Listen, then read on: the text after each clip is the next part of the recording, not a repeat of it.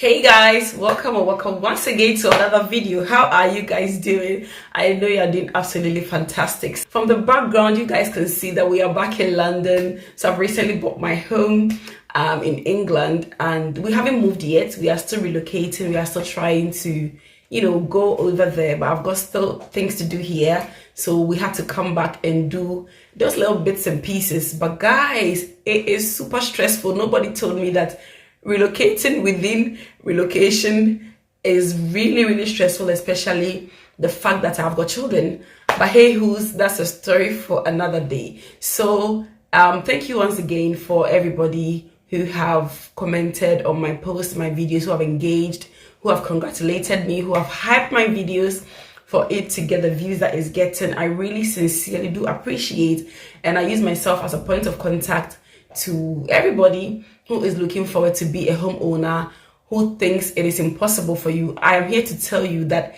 if I have been able to do it, you can also do it. Guys, if I have been able to do it with all of the expenses, with all of the things going on around me, I can assure you that tap into this blessing, because you can do it. So today I'm a proud homeowner. Like, anytime I reminiscence about it, I giggle, I laugh, I cry, tears of everything mixed together, and it feels so surreal. So in today's video, I'm going to be talking about my process of how I became a homeowner here in England. Everything that is happening in the background, for you guys to know, the process and what it takes for you to be a homeowner. And definitely in another video, I'm going to be explaining the mortgage process proper. But this one is my process of how I became a homeowner in England without using a mortgage broker. And so it all started in April, on the 13th of April. There are some of the dates that I might forget, but I'll be putting, evidences and timestamps by the video as we go. So on the 13th of April 2025, I came to the conclusion that I wanted to become a homeowner. And obviously this is not my first time of applying for a mortgage. This is actually my third time I am trying to be a homeowner in England. So the first time was I was trying to buy a flat in Hemel Hempstead. Those who know Hemel Hempstead, I was trying to buy a flat in Hemel Hempstead in 2022, so that I received my family into that flat. But things went south because I had a family emergency at that same time, and I had to pull back and use that money for other things. In 2023, again, I attempted to buy a shared ownership house, somewhere around London here. I've got a little area in my phone where I put things that I've researched that I want to follow up on there. So I kept this list of places there. However, the funny thing is, where I eventually bought my home is not in any of these lists. And there are some of the areas I also researched about that I didn't even write in this list. I looked at places like Blackpool, I looked at Darlington, I looked at Bishop Auckland, I looked at Peterlee, I looked at Hartlepool. Like, I was just looking around. So that was how the search started in April. And then in May, I reached out to a mortgage broker and intended or disclosed my intention to purchase a house. The mortgage broker asked me for my document, which I submitted, and then they told me that because I was on a visa at that time, my visa was expiring in 2028, and because the property I'm buying is out of London, I needed to get a job there. Otherwise, no lender would give me a house to buy, money to buy a property in a place where I didn't have a job and I was on a visa. So that led me to the second stage, which was looking for certificate of sponsorship. Guys, that is when I realized that certificate of sponsorship is gradually fading away in the UK. It's not like it's not there at all. It doesn't exist. It does exist, but it's very difficult to get COS now. So from May, June, July, 3 months, I spent the whole of 3 months looking for COS, and I couldn't find. So when we got to July, I realized that, listen, I am due for indefinite leave to remain in August, in first week in August. No, hold on, second week in August. So I decided that, listen, let me just put an end to the search and rather focus and channel that energy into applying for my indefinite leave to remain. And the reason is because I approached a bank, which is National Westminster PLC Bank, also known as NatWest. They are the people I used for my mortgage. So they told me that, listen, if you have indefinite leave to remain, you don't need to get a job wherever you want to buy a house in the UK. As far as you're committed to paying your monthly repayment, that is all we are looking for. So that gave me reassurance that if I get indefinite leave to remain, that is going to be very easy for me, because I don't need to look for a job anymore. I can just focus on buying the house and look for the job alongside, or take my time and look for a job whenever I feel comfortable. And that would also put me in a position to look for a job that I really like, not because I want to, get something to buy a house. Also, they told me that if I get an indefinite leave to remain, I could have the opportunity to put down a 5% deposit, as opposed to putting down a 25% deposit whilst I am still on visa. So I rechanneled all my energy to applying for my indefinite leave to remain. Whilst I was doing that, I was still on the property search. And one thing about property search is you should start early, because you can see a property you think you like, and then somebody will go ahead of you and purchase it or put it under offer. So you have to be 2 steps ahead. So this particular house I bought, it was put on the market in June. I saw it and then I requested to view it in July. However, due to all these circumstances surrounding it and the fact that my children were still in school, I couldn't really just leave and travel all the way up to look at properties. I pushed the viewing to August, and I was just hoping that somebody didn't go ahead of me. So on the 11th of August, we traveled up north. I think it was school holidays. We traveled up north, and then we booked all our viewings back to back. So all the videos I was showing behind the scenes were just things that we've done in the past. They are old videos, and there are still more to come. So we booked on the 11th of August to go and view the properties, and my indefinite leave to remain application was on the 16th of August. So the time was just kind of perfect for me. Luckily, when I went to view the property, nobody had gone ahead of me, which I was really praying about that. Listen, God, please not let anyone go ahead of me. This particular house is mine, and is mine, and I claim it, and I anoint it with my signature as a child of God. This one is mine. So when we went to view the house, we liked this particular house. It stood out of all of the houses we viewed, and the price was affordable. It was way below what I anticipated. So we intended to move forward with it. So when I came back to London on the 13th of August, the estate agent contacted me and asked me if I wanted to put in an offer for the property, of which I said yes.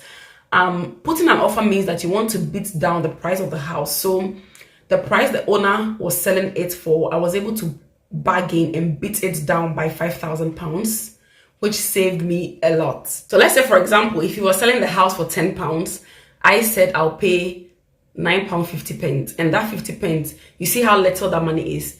It is very significant. So when I put in the offer, the estate agent told me they were going to tell the owner of the house and see if he was going to agree. And shockingly, on that same day, on the 13th of August, he agreed to give me the house at the price I quoted, which was a big relief for me. And then we came to submitting of the documents. So before they could progress, the housing association or the estate agent, they requested for my document, which was my 3 months pay slip, my 3 months bank account statement, my passport, and my immigration status. So at that time, remember, I don't have indefinite leave to remain. So I explained to them that I am still in a visa, which is going to expire in 2028. However, I am 2 days to apply for my indefinite leave to remain. I've got all my documents ready to apply, and I am very optimistic that I'm going to get my indefinite leave to remain. So I'll give them my share code for my COS, which my visa sponsorship job. However, I'll give them another I'll give them another share code for my indefinite leave to remain, which they agreed. So once I did that, they put the house under offer, which means that I have gone forward with it and nobody else could go ahead of me. And also they requested if I had a solicitor, which I didn't. So they made a recommendation to me. They gave me 3 soliciting companies which would help me in my conveyance. And then I chose one of them, which was affordable and within the catchment area where I was buying the house. Now, that is one takeaway that somebody told me, that if you're buying a house, let your solicitor be within where you're buying the house, because it's easier for them to do surveys, for you to go and visit your properties, to do things around the property in terms of searches for you. So that is exactly what I did. I got my solicitor, and my solicitor she is perfect. So she gave me a checklist of how we should work together. She wrote the checklist from her side, the checklist from the seller's side, and what I need to do. Now, because I wasn't using a mortgage broker, and that is where I'm coming to, I wasn't using a mortgage broker, so I had to do things myself. The purpose or the job of the mortgage broker is to liaise between you, the bank, and your solicitor. And I was happy to do that myself, to communicate myself. And this is because the mortgage brokers I was trying to use, because I didn't have indefinite leave to remain, they were giving me too many conditions. I wasn't ready for any stress. So when I got my indefinite leave to remain, I felt like, you know what, now that I've got everything that I need, why don't I do it myself? So I walked into the bank, which is NatWest. I walked in there by myself and I told them, listen, I want to buy a house and I want to speak to a mortgage advisor. So a mortgage advisor is different from a mortgage broker. So the mortgage advisor they gave me, he went through some figures with me. He asked me if I've seen the property already, what is the price of the property, the location, what is my salary per annum. And to be fair, because I put in a lot of effort in my work, my salary is good. So what the banks usually do is that they multiply your salary by 4.5 to 6 times, and that is how much the banks could borrow you.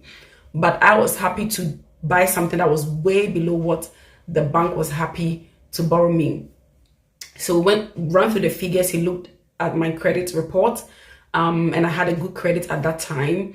I had one missed payment in January, but as at the time I was doing my application in August, that missed payment had been run out. I mean, it was already on my credit report, but it wasn't really significant at that time because I had rectified it and we've moved 6 months past that time. So I have good credit history. He looked at the figures and then he told me my affordability or how much the bank could give me. And that is what we call the agreement in principle. So with the agreement in principle, I forwarded that also to the estate agent and then I gave them the proof of my deposit. So the deposit was in my stocks and shares ISA. It is not lifetime ISA. It was just in the stocks and shares ISA. So I didn't have a lifetime ISA, which is one of the regrets I made. And I'm going to make a whole video on that. So I printed a statement for my stocks and shares ISA, added the agreement in principle from the bank, and then I gave it to them and to my solicitor. My solicitor on her side, she asked me for 1 year bank account statement, 6 months pay slip, my share code. So as at that time, all of these were happening, I had applied for my indefinite leave to remain and I had had my decision. So I applied on the 16th of August for my indefinite leave to remain. And on the 18th, which is exactly 48 hours after application, I had a decision. And I was so hoo-ha. I was so excited. And when you saw me dancing in my indefinite leave to remain video, the reason is because that ILR played a huge role in my mortgage application. So I generated my share code with my ILR status and then I sent it over to my estate agent, to my solicitor, and to the bank. So my solicitor now told me that it was time for me to now apply for my mortgage. So I did it myself. Everything was done online, so straightforward. So I applied for my mortgage on the I applied for my mortgage on the 23rd of August, and then on the 1st of September, my mortgage was approved by my bank. So they gave me an unconditional offer for my mortgage, and then they sent a copy to my solicitor. From the 1st of September to the 16th of September, my solicitor was on annual leave, so that was like a brief pause.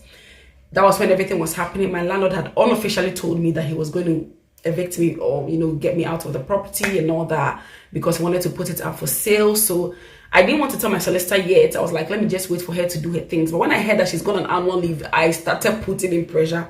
And also because I didn't have a mortgage broker to be doing that communication for me, I was just, shuffling, doing things myself and maintaining that communication. So after submitting all of these documents and everything, my solicitor was happy, the bank was happy, they approved everything.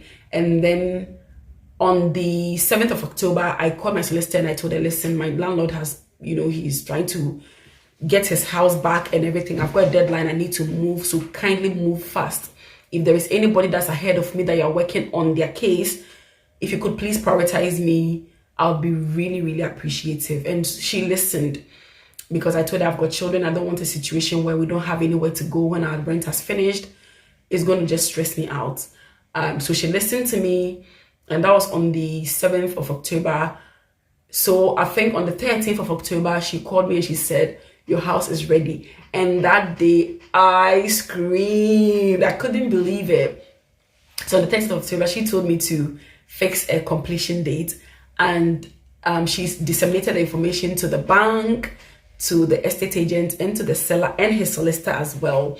So buying a house on a mortgage in the UK, you need a solicitor. The person selling the house, they need a solicitor, which is also a lawyer. You need somebody to do a survey. So I did a full survey of the house, and I did a full survey of the environment as well to see the location, the piping, where water is passing, where the sewage is passing, and everything. I did that, and I paid that in addition to my solicitor's fee, because what my solicitor that instructed the surveyor to do that on my behalf.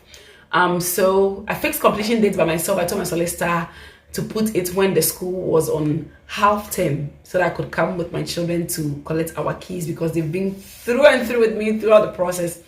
So on the 28th of October was completion date, and we went up north, to where the property was. And so we needed 2 witnesses. Actually, my solicitor needed 2 people from my side to witness that I am buying a property. So I got 2 of my friends to witness for me. They signed everything, and everything went smooth. She sent me everything electronically and physically. And I was also told that the title deed register had backlogs. So they can give you the keys to your house whilst you wait for your title deed to be posted to you in the house. So everything was done on the 28th. And then on that same day is when the bank is going to tell you when your mortgage repayment is going to start. So my first repayment is going to be on the 28th of November. And so in November, I'm going to be paying rent and mortgage. Please pray for me. I don't know how I'm going to do it, but I'm praying for strength. So, yeah, fixed completion date on the 28th of October. I went for my keys and I saw the house. And that was the second time I was actually seeing the property. The first time was when I went to view, and I took screenshots of it online. Oh, and I also forgot to say that I saw the property on Zoopla. Okay, so the property was advertised on Zoopla, and that is where I saw the property. So I took screenshots of the property on Zoopla, and I was praying into it and connecting to it and soaking to it. And truthfully, today the house is mine. So looking at the timeline from April 13th of searching for property to buy, everything came to a completion. I got my keys on the 29th of October 2025. So this is the time frame from the time I started to search for the house to the time I collected my keys, right? So I hope this explains everything. If there is something you would still want me to answer, kindly put them in the comment section. And I am on the series. In my next video, I'm going to explain the entire mortgage application process and the different types of houses and mortgages